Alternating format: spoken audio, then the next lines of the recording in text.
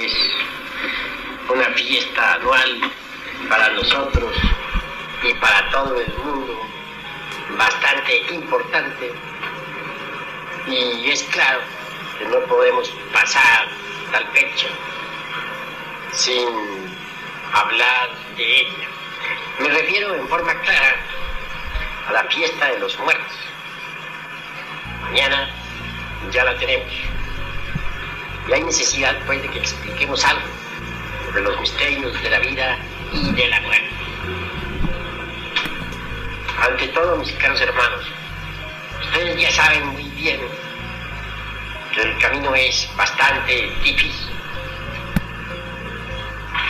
Jesús el Cristo nos habló del camino secreto diciendo: angosta es la puerta y estrecho el camino que conduce hasta la luz, y muy pocos son los que lo hallan.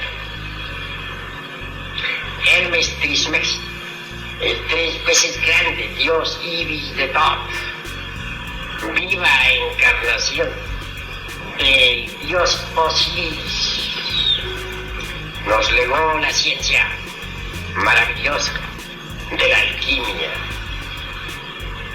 En la Edad Media, tal ciencia hermética pasó desde el mundo árabe hasta las tierras de Europa. Y entonces por doquiera se despertó el entusiasmo por el arte hermético. En esa doctrina de Hermes está contenida, tanto en esencia como en potencia, las claves máximas del conocimiento puro que nos permiten recorrer el angosto camino del cual nos hablara Yeshua ben Pantirá, Jesús el Cristo. Bien sabemos que el gran David, en su pasada existencia, antes del cumplimiento de la misión que tuvo en la Tierra Santa, fue Yoshua, hijo de Nun. Indubitablemente, muchos son los llamados y pocos los escogidos. Ciertamente, se pueden contar con los dedos de la mano aquellos que tengan continuidad de propósitos, como para llegar hasta la meta. Afortunadamente tenemos el cuerpo de doctrina, los principios, los fundamentos que debidamente estudiados y vivenciados nos permiten, de hecho y por derecho propio, recorrer la senda del filo de la navaja.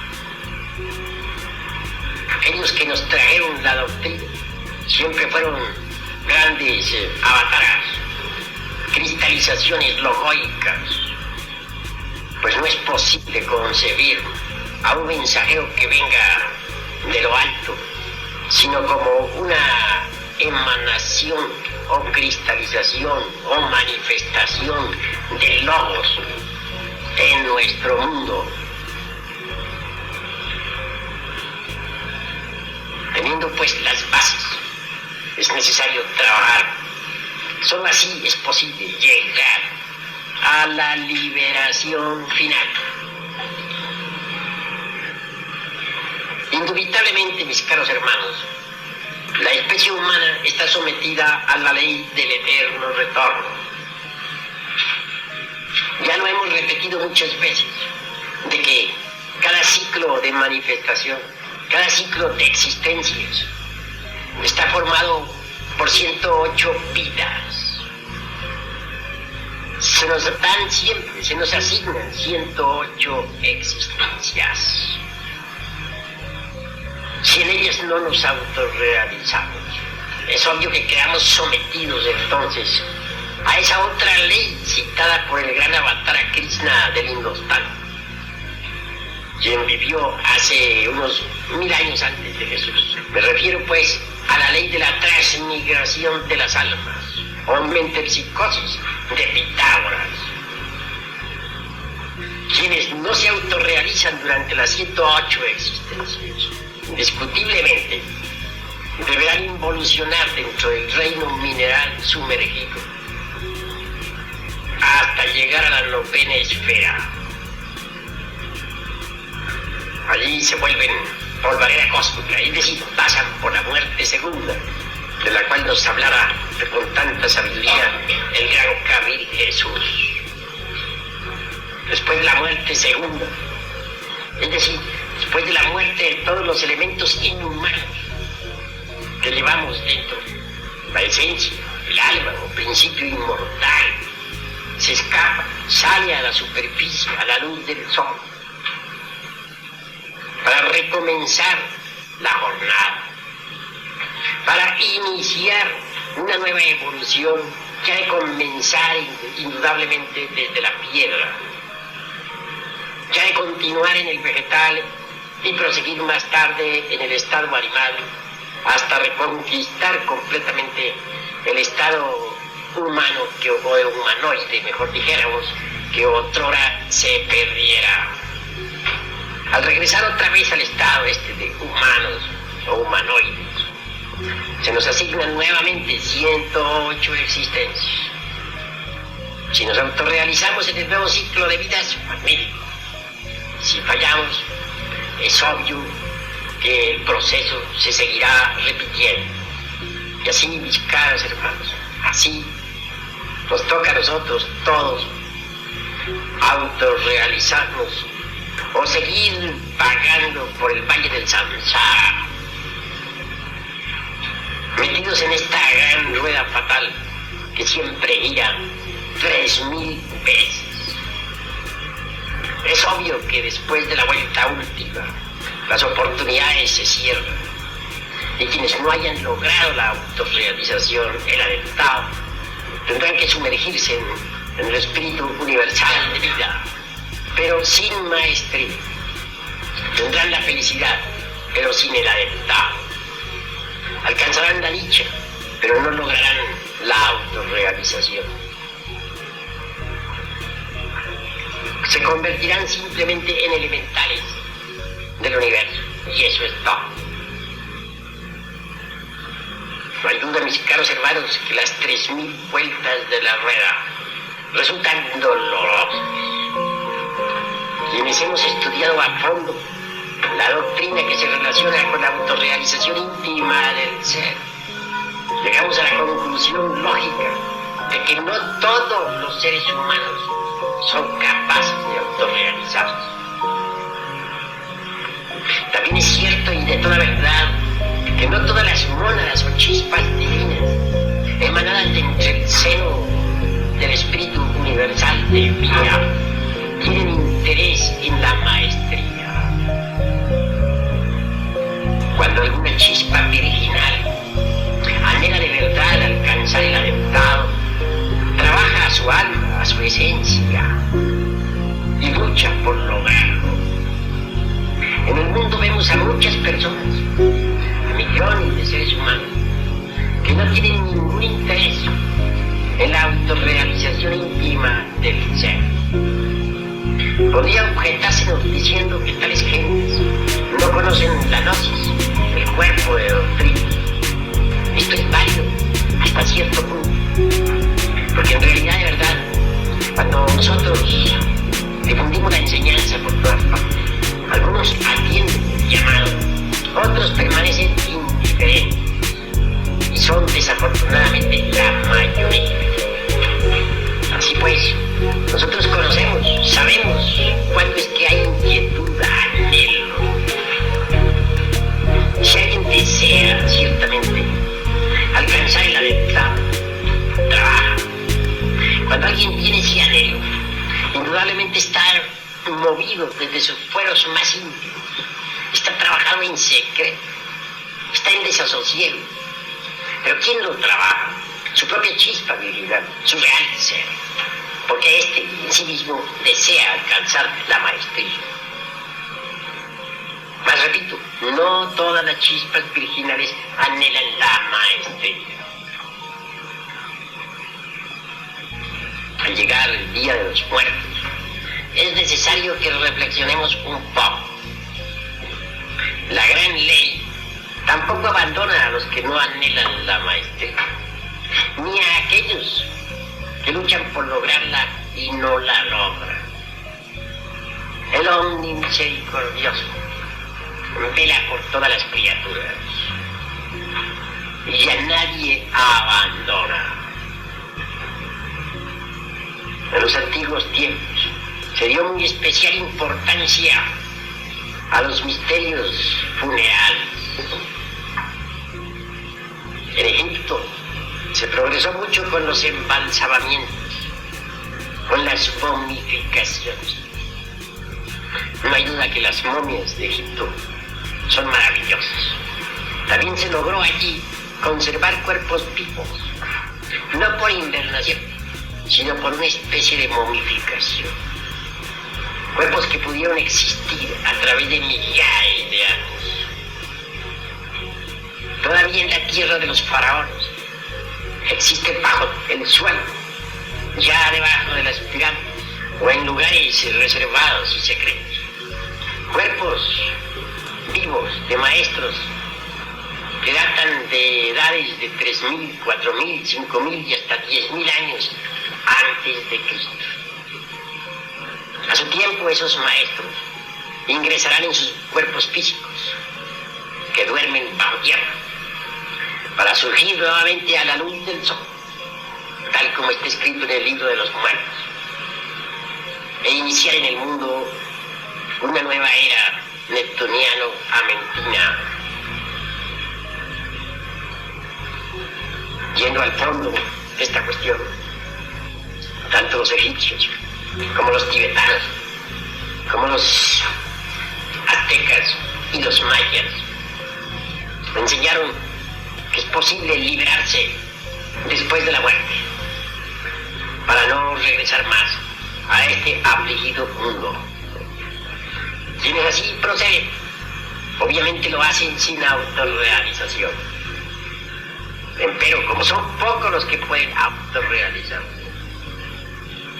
es preferible siempre escaparse del valle doloroso del samsara.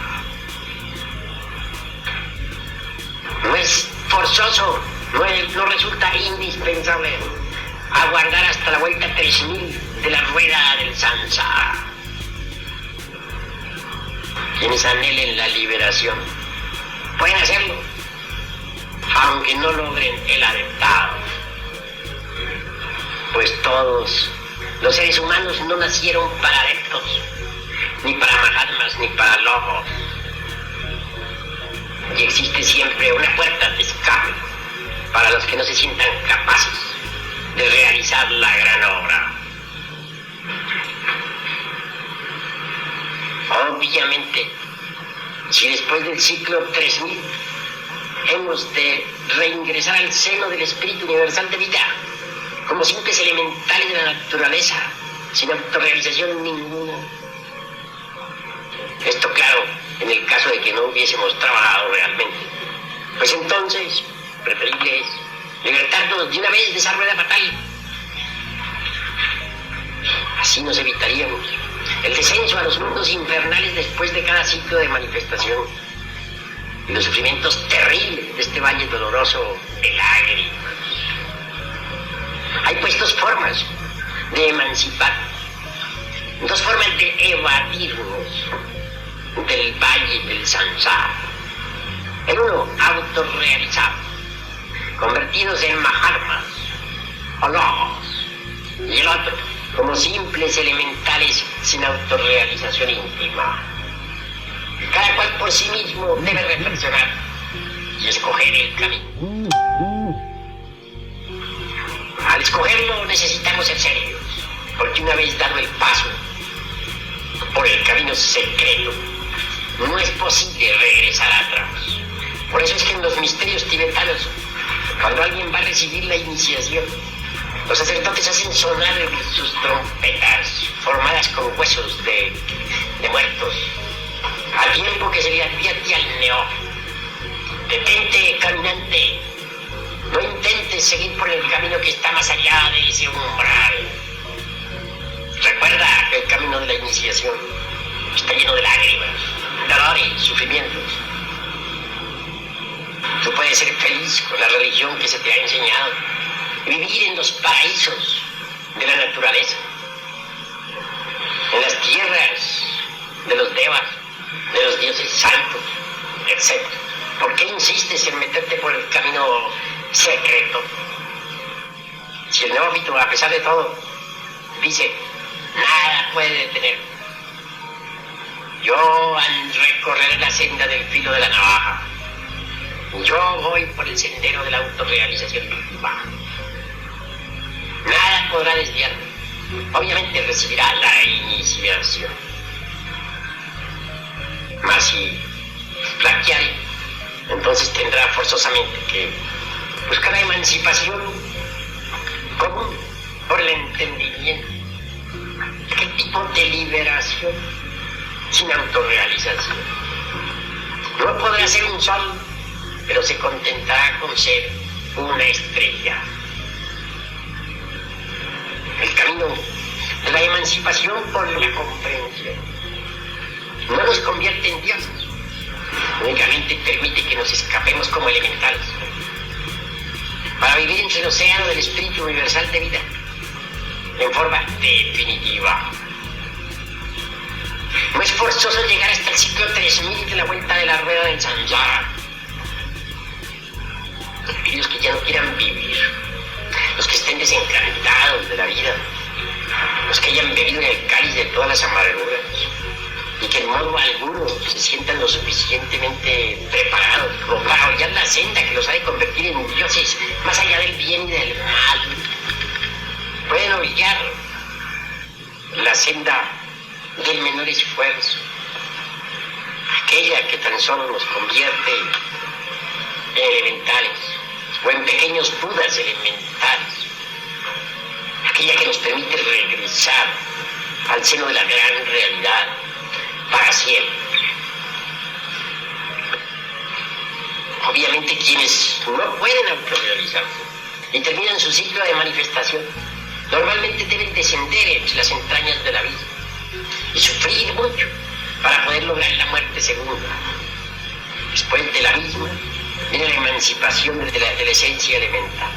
Esta convertida en elemental inicia una nueva evolución. Eso, naturalmente, eso que hemos de hacer, o eso que la naturaleza ha de hacer por nosotros, dentro de las entrañas de la tierra, podemos hacerlo a voluntad, aquí y ahora, y evitarnos la bajada entre las entrañas del abismo. Si la naturaleza ha de desintegrar el ego, el mí mismo, el sí mismo, nosotros podemos hacerlo sin necesidad de tener que hundirnos en esos abismos espantosos del reino mineral sumergido. Si hemos de quedar convertidos en elementales después de la muerte segunda, podemos quedar convertidos en elementales aquí y ahora, sin pasar por esa amargura. Así pues hay misericordia. El eterno Padre Cósmico Común, el omnimisericordioso, jamás abandona a nadie. En la muerte existen misterios extraordinarios. Quien quiera realmente emanciparse y no volver jamás, debe empezar por conocer la doctrina. Se hace indispensable disolver el ego, el yo, el mí mismo, el sí mismo. No podría exigirse a una criatura humana que logre la perfecta eliminación radical del ego aquí y ahora. No está preparada, pero sí puede. Cualquier criatura, si así se lo propone, si quiere emanciparse, eliminar pues el ego, el yo, aunque sea en parte. Después de la muerte continuaría el resto del trabajo. Pero, y ahí viene el pero, si estuviésemos con la conciencia dormida, de todas maneras habríamos de regresar. Entonces, ¿cómo hacer para no regresar a este valle de lágrimas? Despertar la conciencia. Pero ¿cuándo hemos de despertarla? ¿Después de muertos o ahora? Es claro que aquí mismo debemos trabajar para despertar conciencia. ¿Existe alguna ciencia que nos permite el despertar de la conciencia? Sí existe. La hemos estado enseñando y continuaremos enseñándola a través de nuestras diversas pláticas. Quien despierte puede elegir su camino. Quien despierte después de la muerte podrá trabajar. Y si no quiere volver, no volverá. Pero, ¿cómo podría un dormido evitar el regreso, el retorno a este valle de amarguras? Imposible, ¿verdad? Se necesita primero despertar. Despiertos, sí, después de la muerte podremos trabajar. Es obvio que aquel difunto será sometido a pruebas si es que no quiere volver. En primer lugar, después de la muerte, se pasa por un desvanecimiento de 3 días, una especie de desmayo, después de los cuales, pues, se siente uno reconfortado, reanimado. Si se encuentra alerta y vigilante el difunto, si verdaderamente no tiene la conciencia dormida, si verdaderamente tiene anhelo, podrá evitar el retorno a este valle de amargura. Repito, si no desea volver, será aprobado. La Madre Divina, el Padre que está en secreto, o el Padre Madre en su totalidad, pues cada cual tiene su Padre que está en secreto y su Divina Madre Kundalini, le someterán a prueba. Asumirán ante él, por ejemplo, en un momento dado, una figura terrible, sobrehumana, con el propósito de probar al difunto, mas este permanece firme como el acero. Es claro que saldrá victorioso. Mas esa no es la única prueba, existen muchas otras. El difunto que no quiera volver no debe dejarse atraer por los familiares, por el apego a hermanos, hermanas, hijos, hijas, porque se perjudica a sí mismo. Atraído por esos seres queridos que dejó en el mundo, es claro que retornará, se reincorporará nuevamente. Si se quiere no volver, hay que perder todo apego, después de la muerte, a aquellos que dejamos en este valle de lágrimas. Después de que uno ha dejado el cuerpo, la naturaleza tiene múltiples medios, sistemas para hacernos regresar o reincorporar. Y nosotros debemos comprender. Ante todo, no está de más que ustedes sepan que después de la muerte debemos revisar la vida que acaba de pasar. Empezaremos por el último instante, por aquel que precedió a nuestra agonía. Tendremos tendencia a vivir en la misma casa donde morimos, a recorrer por las mismas calles por donde otrora caminábamos. En una palabra, queremos recoger nuestros pasos. Los vamos recogiendo conforme vamos reviviendo las distintas edades de la existencia que acaba de pasar. Es claro que esta retrospección no es meramente intelectual. Uno vuelve a vivenciar después de la muerte todos los hechos, todos los sucesos, todos los acontecimientos de la vida que pasó. Y conforme los va reviviendo, va asumiendo también el aspecto que tuvo en cada una de sus edades. Si murió anciano, se verá viejo. Y después se verá convertido en el sujeto maduro. Y luego en el joven. Y después en el adolescente. Y por último, en el niño. Revivirá así toda su existencia con el propósito de arreglar cuentas, de hacer un balance sobre sus buenas y malas obras. Quiero que sepan ustedes, mis caros hermanos, que el ser está formado por muchas partes. Cada uno de nosotros tiene su propio ser. Este está formado por diversas partes. En nosotros existe, por ejemplo, dentro de sí mismo, en el ser, o una parte del ser, algo que podríamos llamar el buen ángel. También existe algo que podríamos denominar el mal ángel. No porque sea malo, no, sino porque se encarga de llevar y hacer cuenta, de anotar todos nuestros errores personales. El buen ángel se preocupa por anotar las buenas acciones. Pero no es que el buen ángel y el mal ángel sean personas extrañas. No, son parte de nuestro propio espíritu individual, de nuestro propio ser íntimo. Después de la muerte, por ejemplo, el genio del bien contará con piedritas la cantidad de buenas obras que hemos hecho. Y veremos también el geniecillo del mal, que no es que sea del mal, sino sencillamente que anotará nuestros errores, porque es otra parte de nuestro ser, contando con piedrecillas negras nuestros malos actos. Pero tal cuenta se realiza es después de haber vivido la vida que pasó, después de haberla revivido internamente, en forma retrospectiva. Así pues, toda la existencia que pasó viene a quedar reducida a números, a sumas de buenas y malas acciones. Obviamente, al terminar la retrospección, después de que nuestro propio ser ha hecho el balance, el inventario de nuestras buenas y malas acciones, los señores del karma harán justicia y determinarán la existencia que nos aguarda en un futuro. Mas, si deseamos no volver, y para ello nos hemos estado preparando durante toda la existencia, si estamos despiertos, podremos defendernos. Podremos pedir a nuestra Madre Kundalini el perdón de los errores. Podemos concentrarnos en esa parte de nuestro ser que se llama el Gran Misericordioso. Tendremos ayuda. Habrá piedad.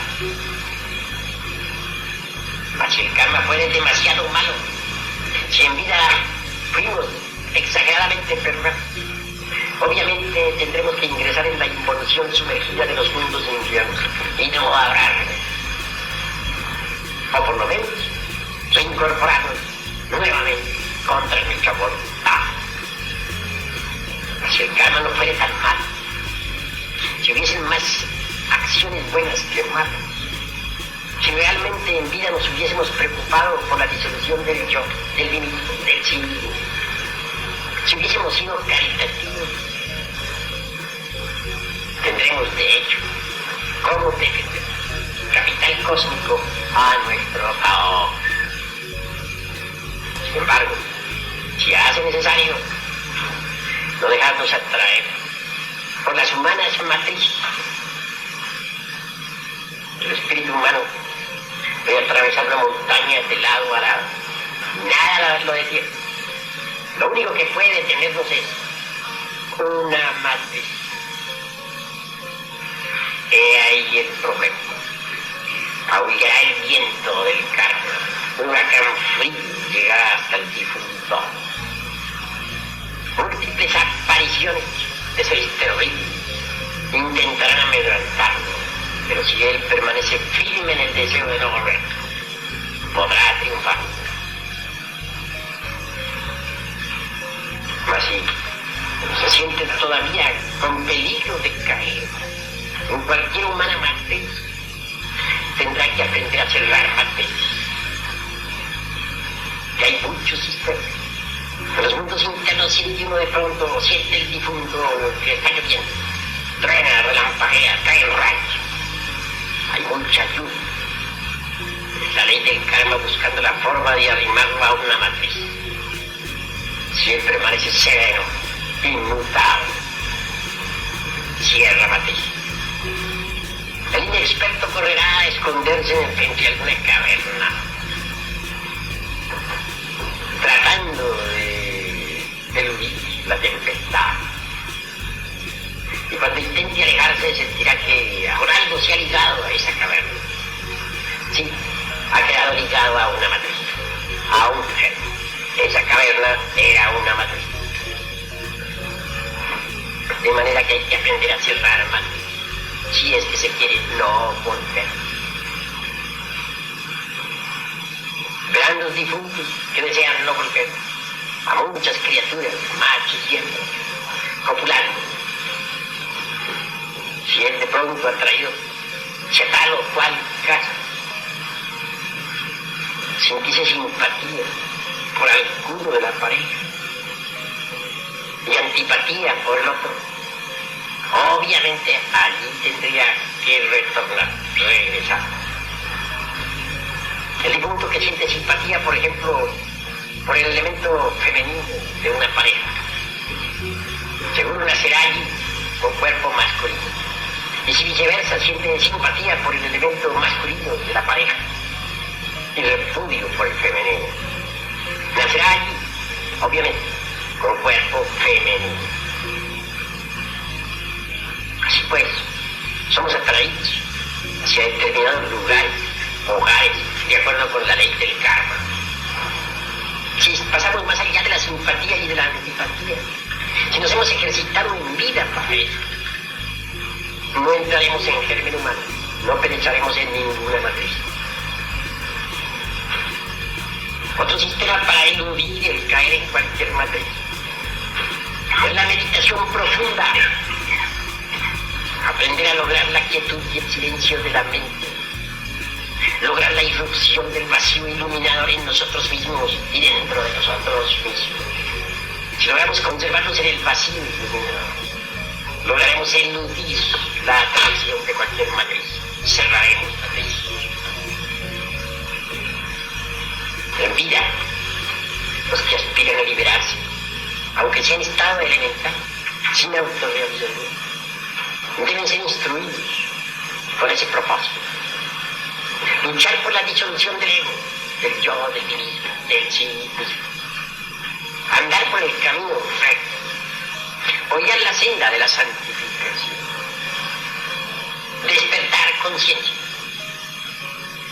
Aprender a vivir consciente en los mundos superiores. Y para despertar conciencia hay que trabajar aquí y ahora. Nosotros hemos enseñado la ciencia para despertar conciencia. Está escrito en mis libros. Ustedes la han leído. Lo importante es llevarla, sí, a la práctica. Quienes logren eludir la atracción al valle del Sansara podrán después de la muerte renacer, no con cuerpo físico, sino renacer, por ejemplo, en algún paraíso, en algún reino de tipo superior. Ya en el reino del Buda, Gautama Sakyamuni, o en el de Amitabha, o en el del Maitreya, o en el de los cabellos largos, o en el de la suprema felicidad. Ese es el nacimiento supranormal. Hay también quienes renacen en el infierno. Ese es el caso de los que ya concluyeron con su ciclo de nacimientos y de muertes. Pero quienes aspiran a la liberación deben renacer en forma supranormal en cualquiera de esos reinos de los mundos superiores. Al nacer en cualquiera de esos reinos, nos dedicaremos de lleno a trabajar intensamente en la eliminación de los elementos inhumanos que llevamos dentro, con el propósito de lograr que la esencia quede limpia, transparente como el cristal, sin adherencias del polvo terrenal. Es obvio que quienes así aspiran deben haber pasado por una previa educación esotérica aquí en el mundo físico. Está escrito: lo que un maestro hace en grande para llegar al alentado, para convertirse en Dianchoa, en Kumara, en Mahalma, lo hace en miniatura. Una criatura que no aspire a la autorrealización, sino que quiera evadirse sencillamente del valle del Samsara. Escrito está que el sendero se divide en 4 grandes etapas. Así lo sostiene la poderosa sabiduría oriental. La primera la podemos denominar la del chelado o discipulado. La segunda es la del arat, un hombre perfecto. Digo, perdonen que haya alterado los factores. Primera, la del chelar. Segunda, la del iniciado, la del individuo que se inicia. Corrijo, pues. Tercera, la del hombre perfecto. Cuarta, la del Mahatma, o gran alma. Esas 4 escalas están representadas en muchos templos y monumentos antiguos. Las vemos en la pirámide del Sol, en Teotihuacán, etc. Eso que el maestro hace en grande escala, lo hace en miniatura. El que quiere evadirse de esta ley del samsara, de este valle de la... Si el maestro se ha convertido en un gran Buda, en un Dios, quien quiere evadirse de esta trágica ley podrá convertirse en un Buda elemental. Si existe el sistema solar en el macrocosmos, también existe una molécula, ¿verdad? Porque ¿qué es una molécula? ¿No es acaso un sistema solar en miniatura? Así pues, lo que el adepto hace mediante la autorrealización, convirtiéndose en un cosmotrato, en un día en char, en un hijo de la llama, en un Kumara, lo hace el devoto en miniatura, convirtiéndose en un Buda elemental y recorriendo las 4 etapas en forma incipiente. Así pues, ese estado de progresión marchará la esencia después de libertarse del polvo de la tierra a través de 4 etapas. Una podríamos denominarla Nirmanakaya. No quiere decir esto que por tal motivo un elemental sea una Nirmanakaya que ha renunciado al nirvana en forma consciente y positiva, ni nada por el estilo, sino que vivirá en una especie de vacío iluminador semejante al del Nirmanakaya y se desarrollará en ese ambiente. Segunda, algo que podríamos llamar, dijéramos, Sambhogakaya, un vacío aún mucho más iluminado, más profundo, acompañado de sabiduría. No gozará de un cuerpo de Sambhogakaya porque jamás lo ha fabricado, pero pasará por un estado análogo, o similar, en su regreso a la gran realidad. Tercera, Adhikaya, una inteligencia iluminada por el espíritu. No será la inteligencia de un loco, ni de un Hermes Trismegisto, ni de un Kumara, sino la de un elemental inocente. Cuarta, tendrá el premio que se da a los Dharmakas.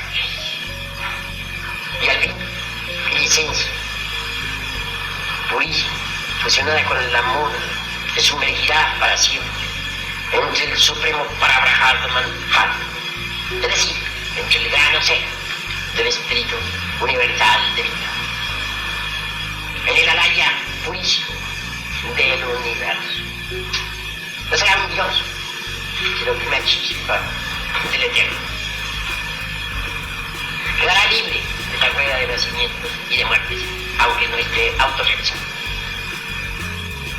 Será una centella de la divinidad, sin autorrealización, sin maestría. Pero será feliz y en nuestro estado. Así pues, no todos verdaderamente están preparados para meterse por el camino angosto, estrecho y difícil que conduce a la luz. Y esto es algo que nosotros debemos reflexionar. Los no preparados, aquellos que en su conciencia sienten que no son capaces, que se dediquen entonces a la disolución del yo y a despertar conciencia, y que en forma seria se resuelvan a hollar pues la senda de la santificación. El último pensamiento del moribundo es definido. Si ese moribundo no desea volver, no quiere volver, puede escaparse y no volver, a condición de que su karma no sea tan malo, porque hay gentes que tienen un karma tan duro debido a sus perversidades, que naturalmente volver. Lo más grave es que la mayoría tendrán que bajar. En lugar de renacer, de retornar a este mundo, tendrán que nacer, transferir su existencia, quieran o no quieran, a los mundos infiernos. Y esos son la mayoría, desgraciadamente. Sí, pues, mis caros hermanos, en esta noche, víspera, pues, la fiesta de los muertos, hemos de reflexionar, hemos de ponernos la mano derecha en el corazón y preguntarnos así: ¿realmente quiero hollar la senda del filo de la navaja y trabajar en la autorrealización íntima del ser? Y si no soy capaz, si ese no es mi anhelo, si mi deseo es irme para siempre, entonces también tomar una resolución, comenzar también a despertar conciencia, a trabajar con nuestros sistemas para lograr ese autodespertar, a disolver el ego mediante la enseñanza que hemos dado de forma clara y positiva. Estamos pues ante un dilema: o seguimos la senda del filo de la navaja que nos ha de llevar a la autorrealización íntima del ser, o no la seguimos. Si no estamos dispuestos a hacerlo, si no nos sentimos capaces, mejor será que nos resolvamos al hombre de este baile intelectual. Somos nosotros mismos los que debemos elegir el camino. Nadie puede elegirlo por nosotros. Hasta aquí esta plática. Si hay algunos que quieran hacer alguna pregunta, pueden hacerla con la más entera libertad. A ver, hermano, Señor maestro, el hecho de que el cuerpo físico sea encerrado o no tiene que ver con la actividad pues no, aunque sí es muchas veces preferible incinerar el cuerpo, porque cualquier atracción que se pueda sentir por el cuerpo después de la muerte queda cortada cuando el cuerpo físico ha sido incinerado. Sin embargo, no es un factor así muy grave. Algunos pueden sentir cierta atracción por el cuerpo, andan de aquí para allá buscando a su cuerpo, desean meterse, se lamentarán haberlo perdido. Esos, claro, son candidatos para regresar muy pronto. Otros no sienten ninguna atracción por el cuerpo físico y prefieren marcharse definitivamente. Eso depende de la vida que nosotros hayamos llevado. Sin embargo, conviene muchas veces, conviene mejor pues incinerar el cuerpo, y se pierde con el vehículo hasta las más insignificantes atracciones. Toda sutil atracción que uno pudiese sentir por el cuerpo que ha hecho cortar cuando el cuerpo es quemado. ¿Hay alguna otra pregunta? Bueno, a ver, con respecto a la mujer, siempre tiene que volver, no siendo mujer, pudiendo mujer, tiene que respetar. hay un factor que influye mucho en la cuestión del sexo, y es aquello que se llama simpatía y antipatía. Eso viene a definir mucho, a definir básicamente, digamos, el sexo que se ha de tener en un nuevo nacimiento. Por ejemplo, después de la muerte nos sentimos atraídos hacia determinado hogar. Puede a veces ser el hogar de nuestros propios familiares, de nuestros descendientes, etc. Al acercarnos pues ante una pareja que nos sentiremos por ley del destino, del karma, atraídos hacia ellos, y muy especialmente en tan sencillos y tan populares, sentiremos, dijéramos, o el difunto sentirá, para hablar más claro, atracción específica, dijéramos, por el determinado elemento. Si la siente por la mujer que está acumulando, puede nacer allí, queda atrapado allí, queda relacionado con la semilla que hay y vendrá a tener cuerpo masculino. Mas si siente más atracción, más simpatía, amor por el padre y antipatía por la mujer que es, pues obviamente al quedar relacionado con esa semilla, pues toma cuerpo femenino. Observen ustedes que los niños varones satisfacción por su madre. Vean ustedes de forma muy especial cómo las niñas quieren más al padre. Está pues esa cuestión de la simpatía y antipatía. Esa simpatía que ven ustedes en las niñas por el padre y en los niños por su madre fue la que determinó su sexo. Esa simpatía no solamente existe ya después de haber nacido, existe desde antes de haber nacido y fue la que nos trajo a la existencia. A sentir una simpatía específica por madre, nacen con cuerpo masculino. Y si la simpatía es muy especial por el padre, nacen con cuerpo femenino. De manera que si un difunto desea no volver, tendrá que saber pasar más allá de las simpatías y de las almas. Si es que desea no volver. ¿Hay alguna otra pregunta, hermano? Venerable Maestro, en su libro de las plantas dice que el cementerio es un salón de masa negra y que no debemos sepultar a los deudos ahí. Entonces, es la misma pregunta que hace el hermano Ramos. ¿Es mejor considerar que Sí, es preferible incinerar, porque naturalmente en los panteones hay, digamos, dentro de las dimensiones superiores, dentro de la quinta dimensión, de la región molecular, determinados antros de magia personajes de la mano izquierda, tenebrosos, suelen morar en los panteones y utilizar inclusive hasta los espectros de los muertos para causar daño a los vivos.